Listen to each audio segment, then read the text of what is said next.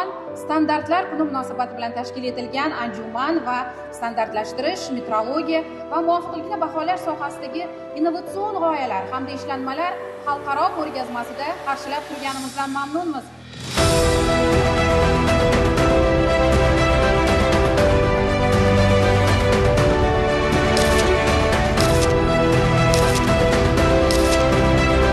Davlatimiz rahbarining tashabbusi bilan respublikamizda ham davlat darajasida nishonlanishi belgilangandi hamda O'zbekiston Respublikasi Vazirlar Mahkamasining to'g'ridagi qaror qabul qilinib, O'zbekiston Respublikasi hukumati tomonidan maqsadli amaliy dasturi tasdiqlandi.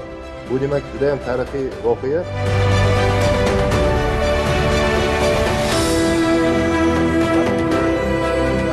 Bugungi kasb bayram hammangizga muborak bo'lsin. Butunjahon standartlar kuni og'ir yoki yengil deyish uchun birinchi navbatda nimalargadir asoslangan holda gapiramiz. Bu esa standartlar tomonidan belgilab berilgan ko'rsatkichlarga nisbatan biz o'lchov shakllangan.